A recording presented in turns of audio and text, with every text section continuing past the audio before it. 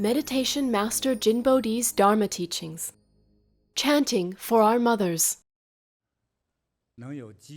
You're fortunate to have the chance to meditate for 7 consecutive days.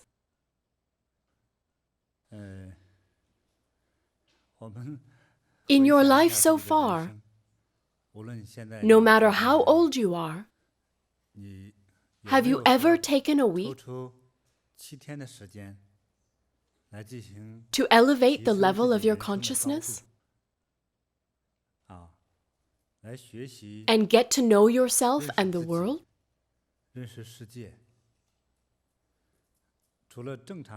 Other than perhaps at school, I believe most people haven't devoted focused time to this. All through life we're busy. Students are busy, as are people in their 20s and those in their 30s, 40s, 50s, and 60s. Even those in their 70s. Everyone is busy. But then we come to the moment of death, and we realize we've been busy for nothing. We don't know why. We've lived our lives so frantically. Therefore, we need to be clear on what is really important and meaningful, so that we won't waste time on meaningless activities. Some are eager to get rich. But it's true that sometimes the harder you try, the worse the odds. Because blind hard work doesn't bring big money. It's better to take a break for career development or to reevaluate your life path. You should pause your busy life. Calm down, observe, think, and refocus. When you re-enter the arena, you'll be able to see what's important. I've observed kids playing video games. The designers of those games are quite clever. They create many trivialities to distract you from your main purpose. These trivialities consume your energy, soldiers, and waste your time. A connoisseur of these games knows to focus on a few important battles, but an inexperienced player might fight everywhere, gaining few points or even getting defeated. Taking time out to focus, quiet the mind and meditate is tremendously beneficial. Some of you come here because of your friends and don't feel a strong need to meditate. They don't care. But for serious self-cultivators, this opportunity to meditate is invaluable. In my experience, 7 days meditation can change your whole life. The change starts now. 3 days learning will alter the next 30 years of your life. 7 days learning will change your whole life. 7 is a very auspicious number in astrology.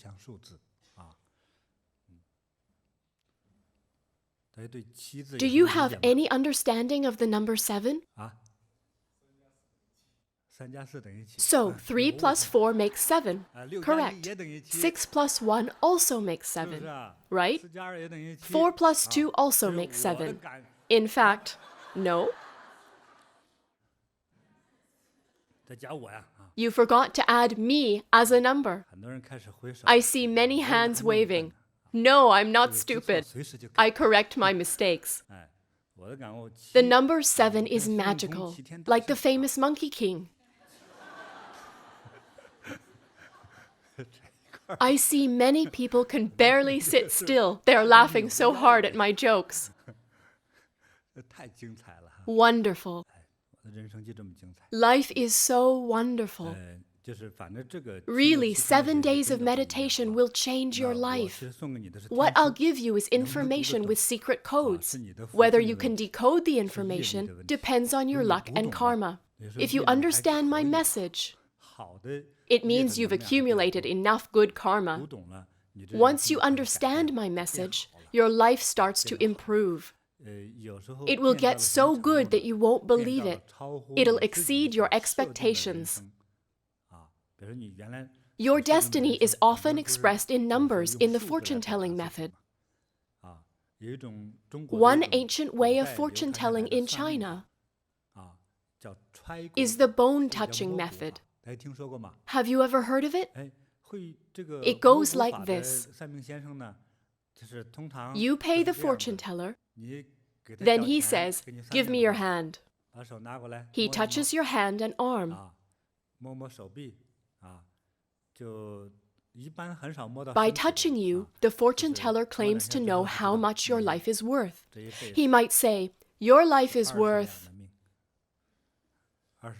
20 pieces of silver." It's measured by weight.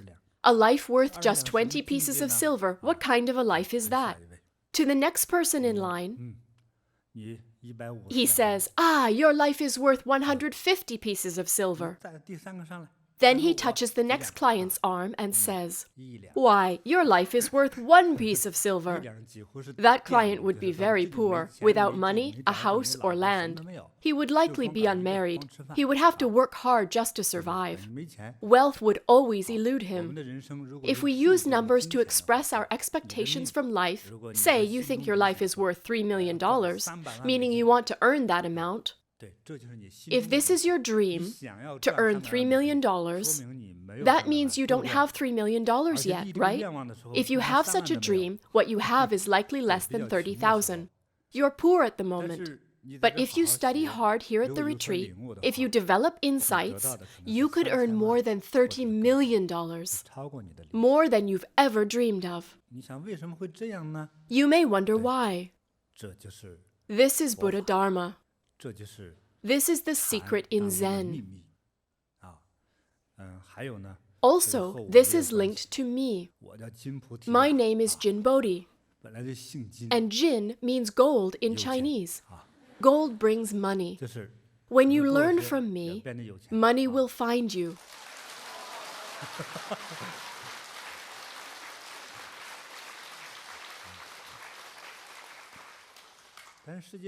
Of course, not every person named Jin is rich.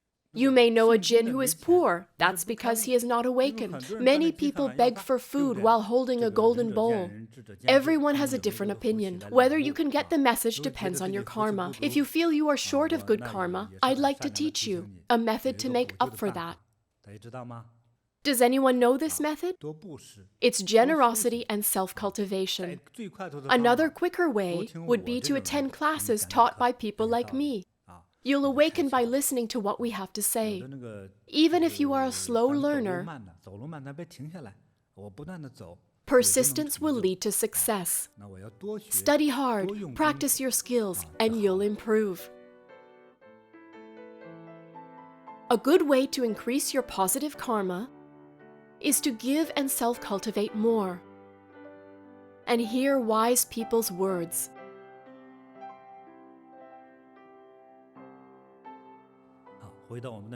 Let's return to the topic of life. What we presently experience, whether it's happiness or bitterness,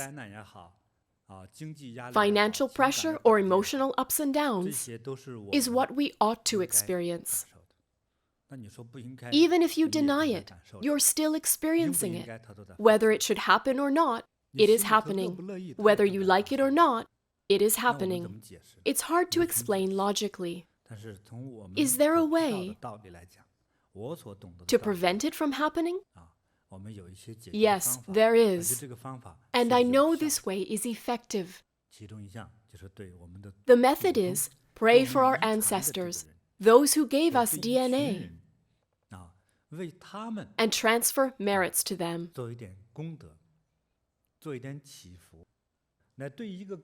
Doing this also benefits our own personalities. Everyone needs gratitude and to return favors.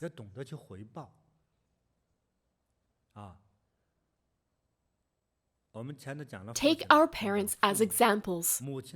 Our mothers work so hard for us, from pregnancy to giving birth, to breastfeeding and beyond.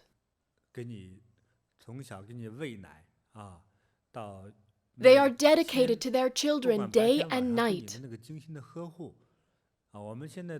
You all look like capable adults.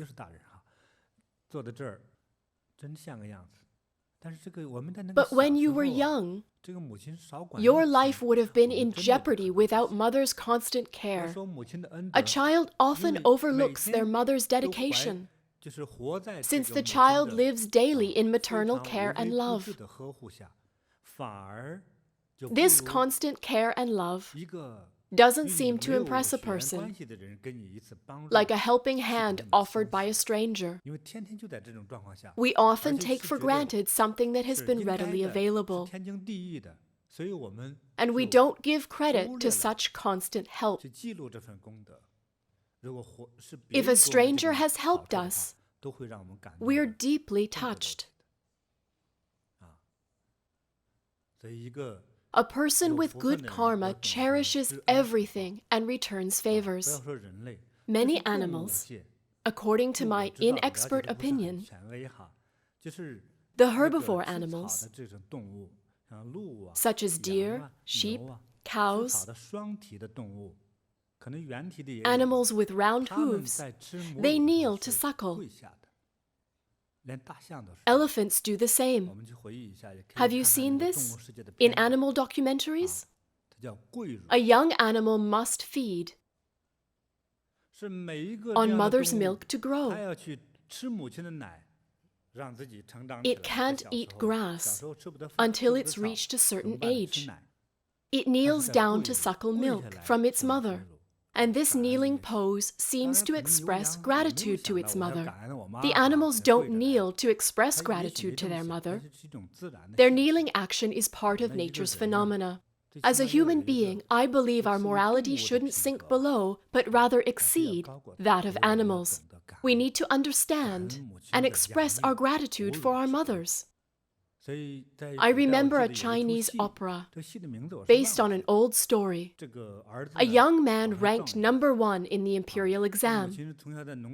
His mother lived in a rural area and was very poor. His success drew attention, and a high official's daughter fell in love with him. When he was enjoying success in the city, his mother came to find him. When he saw his mother dressed in rags and looking ugly and dirty, he was so embarrassed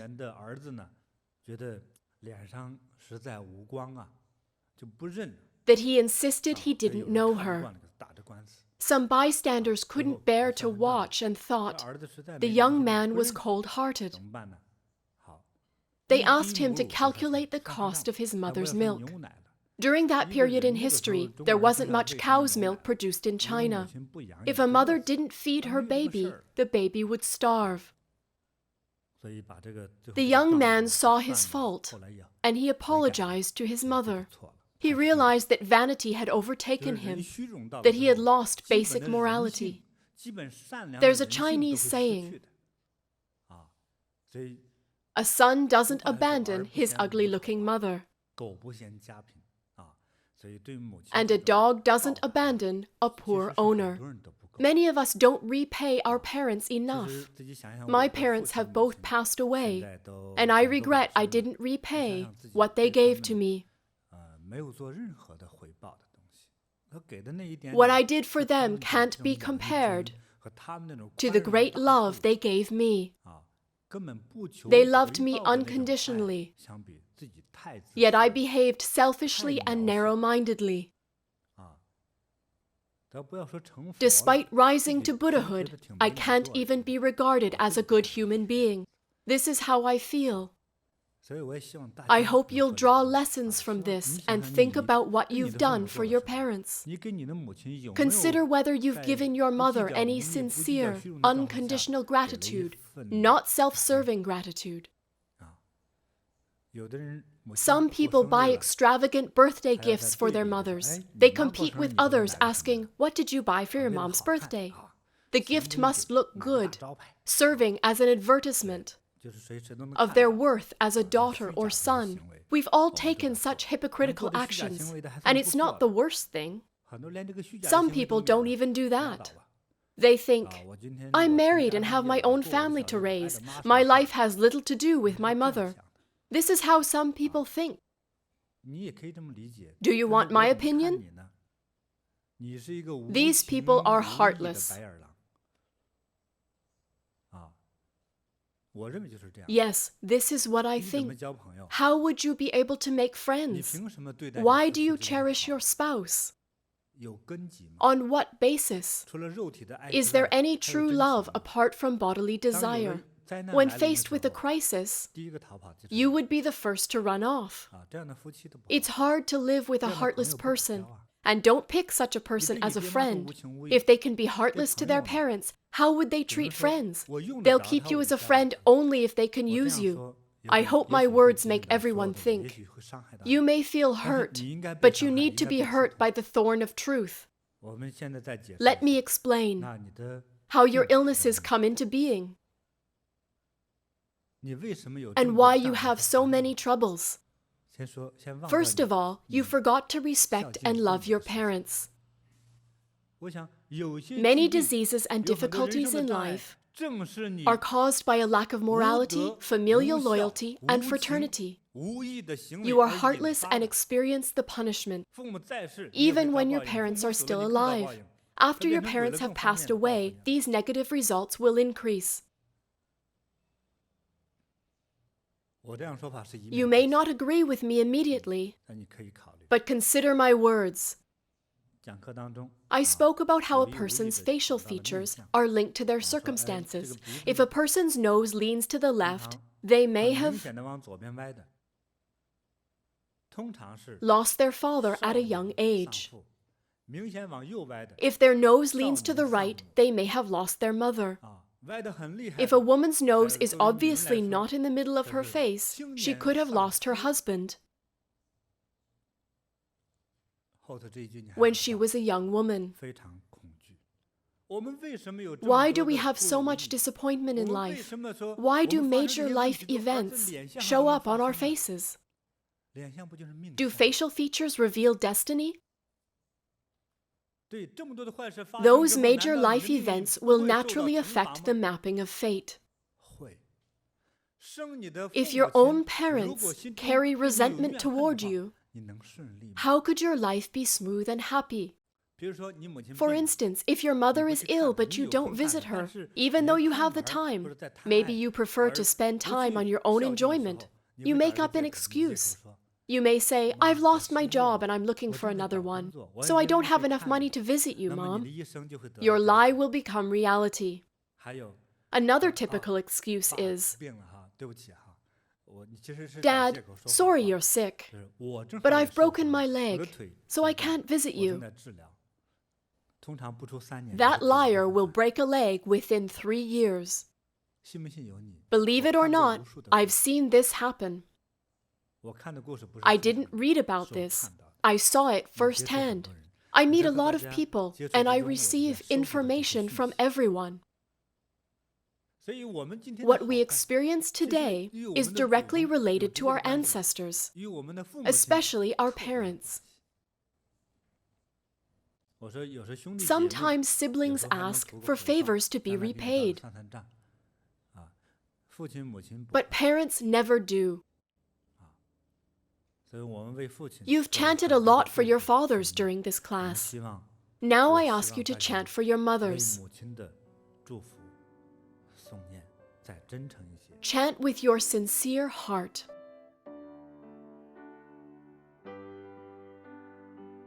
Chanting for our mothers, too.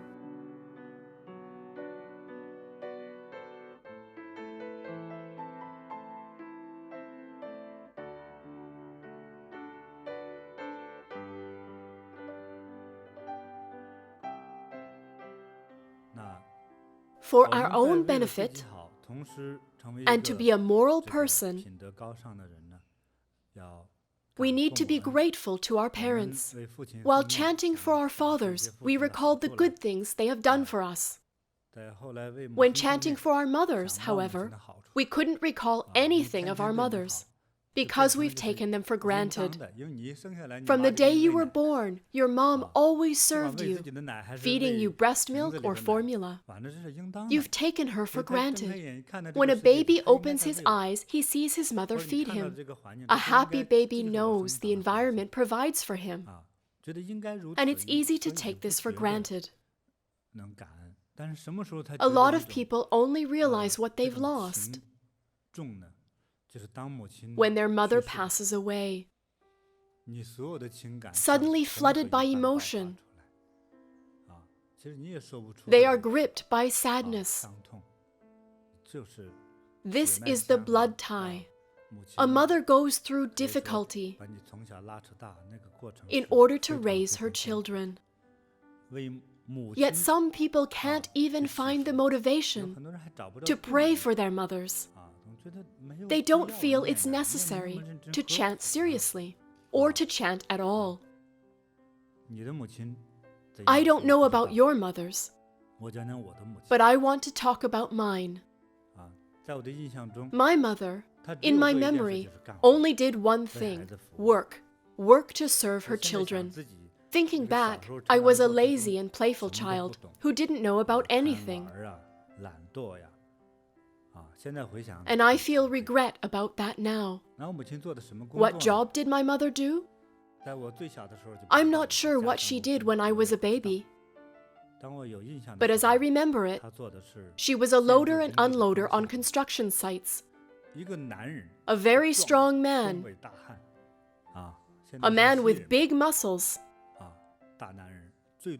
Could carry 2 bags of construction material. Some men could only carry 1, not wanting to use up all their strength. My mother carried 4 bags on her shoulders. She didn't like hard labor. This kind of labor didn't pay much. Very little pay. At that time, physical labor was low paying. If a technician earned up to 200 yuan, laborers like my mom could only earn 60 or 70 yuan.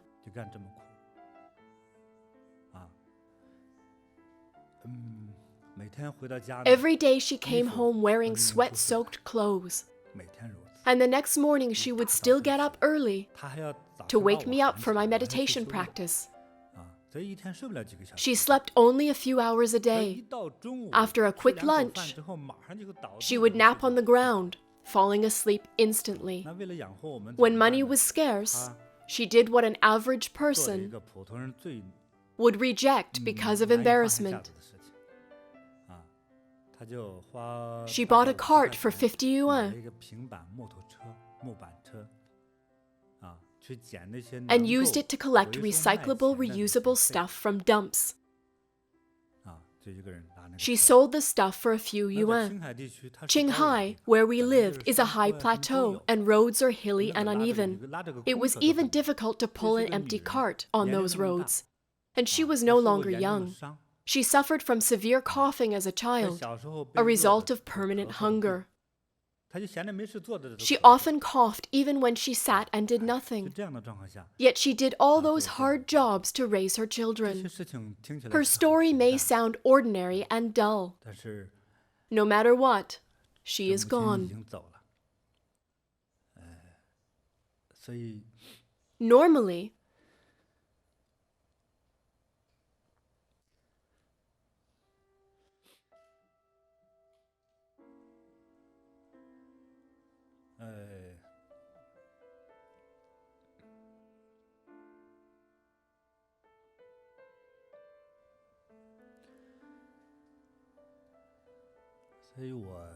when I teach students to chant for their parents, I don't like to mention my mother. I believe that my mother worked so hard not because she loved hard labor. No. It was because she saw her children waiting for meals. But we children only wanted to feed ourselves. In a few cases, we were so selfish we didn't even leave any soup for her. But she still went to work without blame or complaint. even when she fell ill in old age. I never heard her complain. It's easy to tell other people's stories. I don't think I could do what she did, and if I tried, I would complain for sure. Whenever I bought her clothes, she was always delighted. However, the clothes I bought for her, she treasured too much to wear.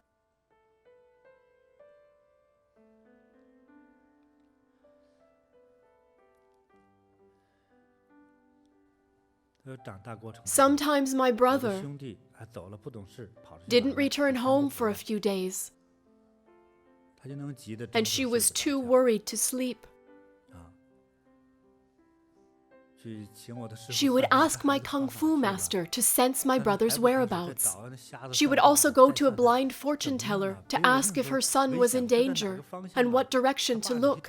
Then she'd urge my father to look for him. She was like that. For her son's safety, she'd kneel on the brick floor, crying and praying to Buddha, hoping her sincerity would move him, hoping Buddha would bless her son and guide him home safely. She didn't know how to chant any Buddhist sutras, but she dedicated her total heart to Buddha and Bodhisattva. My mother, she did so much. What I can tell you here is only a little. Every mother adores her children. Absolutely. There's no doubt about it. The love is real and flows from a mother's heart to her children's. A mother loves her children more than her own life. All women like to look beautiful, but a mother always puts her desire for beauty after the needs of children. Once a woman has a child, she puts her child's welfare first, herself second. We have such an opportunity here to self-cultivate and get to know the self. I only guide you in the door. The rest is up to you. On your mom's birthday, then on the anniversary of her death, and on your parents' wedding anniversary, or on festive occasions. Visit your mom with gratitude in your heart and give her what she needs in the moment. I regard this as a good way to return her favor. It's not about how much money or material things you give her. It's about heart to heart.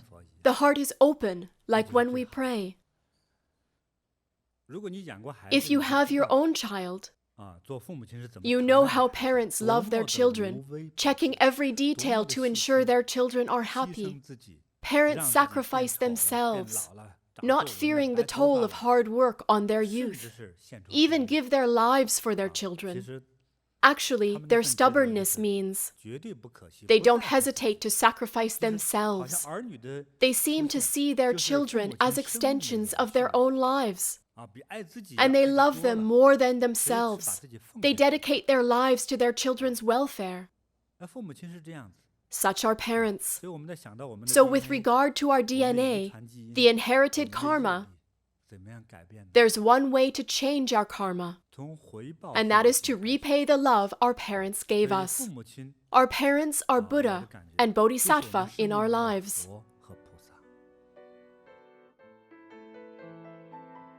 Our parents are Buddhas and Bodhisattvas in our lives.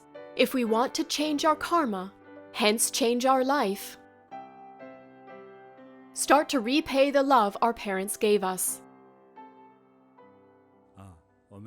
Let me use a metaphor. In my life, Guanyin Bodhisattva has been protecting and guiding me like a mother. I think if you want to change the status of your life, if you want to be healthier and happier, have a harmonious family and a successful career, and have everything you wish, including improvement, in the areas you feel need it, then use this method. Imagine your own mother as Guanyin Bodhisattva. In fact, our mothers love us like Guanyin Bodhisattva. Our parents, regardless of their jobs or social status, regardless of how others perceived them, regardless of if they are good or bad, gave us love that was absolutely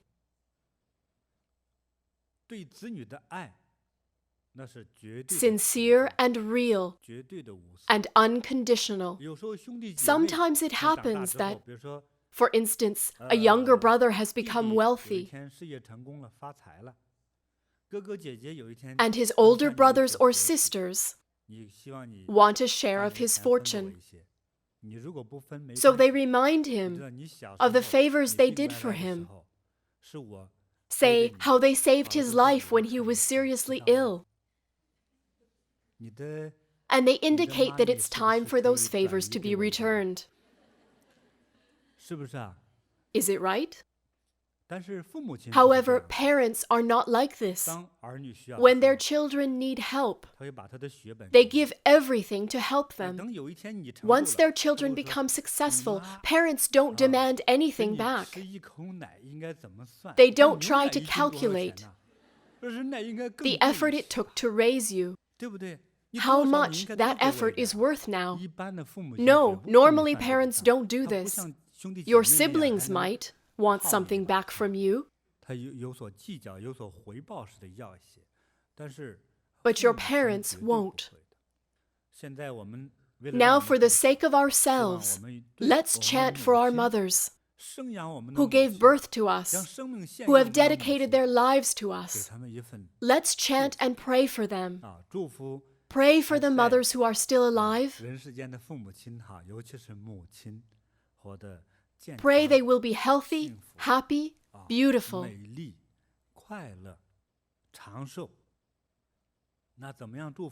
May they live long. Let's pray and offer incense to Buddha for them. Let's offer a light in front of Buddha for them. May their lives be filled with light. No darkness, no coldness, no fear, and no worries.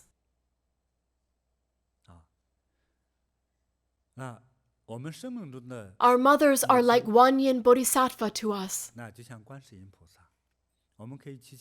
We should pray to Guanyin and visualize our own mothers as Guanyin Bodhisattva. In the past, we may have failed to be attentive to our parents, didn't bring them flowers,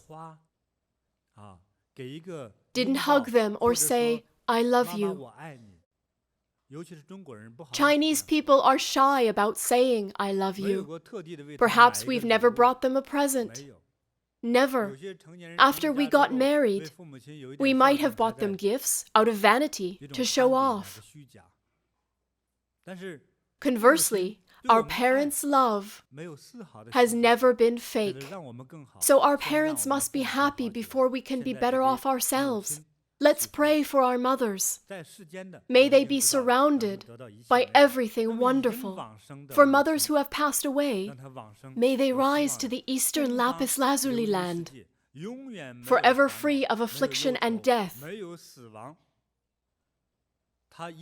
where all their needs will be met and everything is perfect. As long as you pray sincerely in front of Buddha and Bodhisattva, everything is possible. As a daughter or son, before you came here today, how often have you focused on your mom's well-being? How many times have you expressed your love to her? How many times have you talked to her tenderly? Ask yourself. No matter what your answer is, let's start from now. If our mothers can receive this blessing from Buddha, we'll be better off. This kind of chanting works best with sincerity. The more sincerity, the better. Our mothers have always seen us as their children, from our infancy into adulthood. No matter how old we become, to our parents, we're still their children. And our mothers never stop caring for us. When we were babies, if our mothers had left us alone for 2 hours without a reliable babysitter, we may have gotten hurt or died. Now that we've become parents, we feel deeply what our parents felt during pregnancy. And especially after the baby is born, mothers can't sleep through the night. And we know that lack of sleep adds to the lines on the face. Some people's mothers have already passed away, leaving them no chance to return the favor in conventional ways. What a pity. By the time they understand this, their parents have already passed away.